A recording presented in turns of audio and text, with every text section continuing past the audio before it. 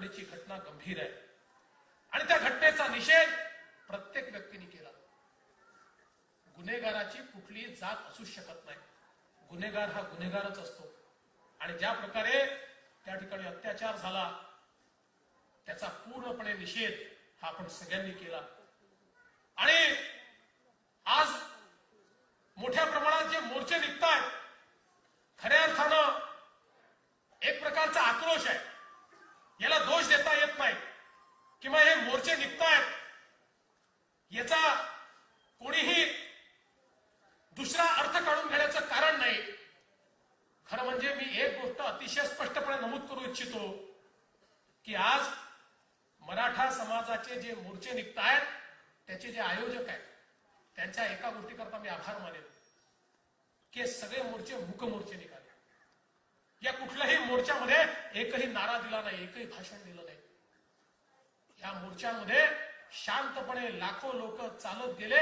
आपलं म्हणणं जे आहे ते त्या ठिकाणी जिल्हाधिकाऱ्याला दिलं आणि एकीकडे आपली शक्ती दाखवत असताना, आपली ताकद दाखवत असताना एक मोठा संयम देखील समाजाने पाळला.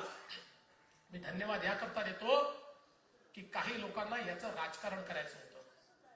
आजही काही लोक प्रयत्न करतायत की या मोर्चांच्या माध्यमातून आपली राजकीय पोळी भासता येईल का. विशेषत्वाने मोदीजींच्या कामानं, आमच्या कामानं आज ज्यांची राजकीय दुकानदारी बंद होण्याची वेळ आली आहे असे लोक समाजामध्ये काहीतरी तेढ निर्माण होईल का अशा प्रकारचा देखील प्रयत्न करतायत. मला विश्वास आहे ज्या प्रकारे संयमानं आपली ताकद ही मराठा समाजाने दाखवली पण तो संयम ठेवला, हाच संयम यापुढेही निश्चितपणे राहील. आणि सरकार लोकशाहीमध्ये हा जो काही आक्रोश आहे तो निश्चितपणे समजून घेईल. समाजाच्या मनातला कुठलाही आक्रोश समजून घेणं हे सरकारचं कामच आहे आणि त्यामुळे आमच्या आया बहिणींची या ठिकाणी पूर्णपणे सुरक्षा झाली पाहिजे याकरता सरकार निश्चितपणे कटिबद्ध आहे. पण त्याच वेळी मला असं वाटतं की या देशातल्या, महाराष्ट्रातल्या नेत्यांनी समाजामध्ये तेढ निर्माण होणार नाही, समाज एकमेकाच्या विरुद्ध जाणार नाही.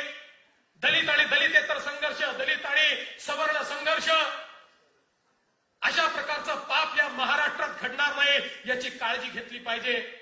अरे सत्ता येते जाते, सत्ता कोणाकडे जन्मभर नसते, पण सत्ता येणं जाणं या प्रवासामध्ये जर सत्तेकडे जाण्याचा रस्ता हा माणसामध्ये भांडणं लावून आपण शोधत असू, समाजामध्ये तेढ लावून आपण शोधत असू, समाजामध्ये दरी निर्माण करून आपण जर सत्तेचा रस्ता शोधत असू, तात्कालिक एखाद्याला फायदा होईल पण यानं देशाचा फायदा होऊ शकत नाही, महाराष्ट्राचा फायदा होऊ शकत नाही, समाजाचा फायदा होऊ शकत नाही.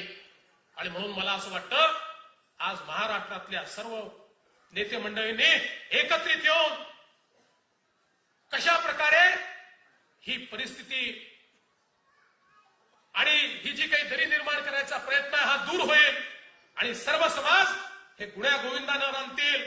छत्रपती शाहू महाराजांचा महाराष्ट्र आहे ज्या छत्रपती शाहू महाराजांनी केवळ एका समाजाचा विचार केला नाही तर बहुजन समाजाचा विचार केला आणि बहुजनांमध्ये जे वंचित होते त्यांचा पहिल्यांदा विचार केला. त्या छत्रपती शाहू महाराजांचा हा महाराष्ट्र आहे, महात्मा ज्योतिबा फुलेंचा हा महाराष्ट्र आहे ज्यांनी आम्हाला या ठिकाणी खऱ्या अर्थानं संविधान दिलं. त्या डॉक्टर बाबासाहेब आंबेडकरांचा महाराष्ट्र आहे आणि आमचा बाप असलेले छत्रपती शिवाजी महाराज ज्यांनी कधी जातीचा, पातीचा, पंथाचा विचार केला नाही तर रयतेचं राज्य आलं पाहिजे, शेवटच्या माणसाचा विकास झाला पाहिजे याचाच विचार करून आम्हाला खऱ्या अर्थानं धडा दिला अशा छत्रपती शिवाजी महाराज